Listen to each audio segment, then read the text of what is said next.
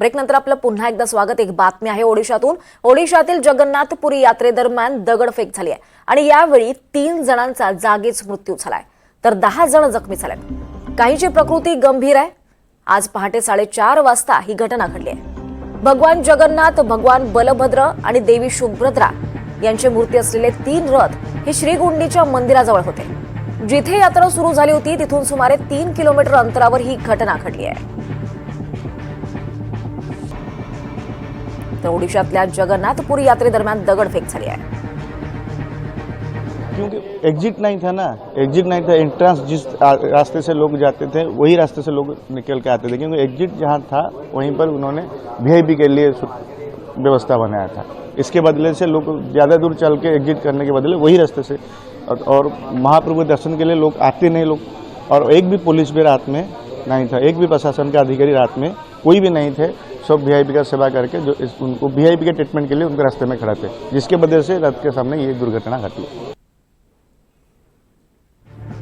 ओडिशातल्या जगन्नाथपुरी यात्रेदरम्यान दगडफेक झाली आणि यावेळी 3 जणांचा मृत्यू झाल्याचं कळत आहे तर त्यातले 10 जण हे जखमी आहेत। काहींची प्रकृती अतिशय गंभीर आहे। पहाटे 4:30 वाजताची ही घटना आहे। भगवान जगन्नाथ, भगवान बलभद्र आणि देवी सुभद्रा यांची मूर्ती असलेले 3 रथ या मंदिराजवळ होते आणि त्यावेळेस ही घटना घडली। या संदर्भात अधिक माहिती घेऊयात। आपल्यासोबत आपले प्रतिनिधी रामराजे आहेत। रामराजे, ही जगन्नाथपुरी यात्रेदरम्यान नेमकी काय घटना घडली, नेमकं कसं घडलं हे सगळं?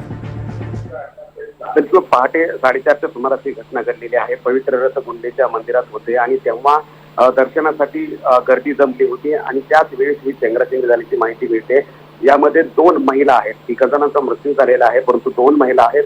प्रभात दास असं एका महिलेचं नाव आहे, तर बसंती साहू असं दुसऱ्या महिलेचं नाव आहे आणि एक आहे 70 वर्षीय प्रेमकांत। या तिघांचा यामध्ये मृत्यू झालेला आहे।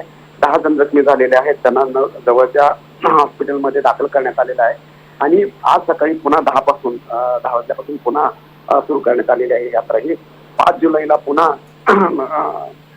यात्रा पोहोचणार आहे, परंतु अचानक ही चेंगराचेंगरी झालेली आहे, कारण अचानक गर्दी वाढली आणि परंतु स्थानिकांचा आरोप हा आहे, श्रद्धाळूंचा आरोप हा आहे की तिथे गर्दीच्या व्यवस्थापनेसाठी पुरेसे पोलीस बंदोबस्त नव्हता किंवा सेवकही नव्हते आणि त्यामुळे पहाटेच्या सुमारास ही गर्दी झालेली आहे आणि त्यामध्येच हा चेंगराचेंगरीचा प्रकार झाल्याची माहिती मिळते।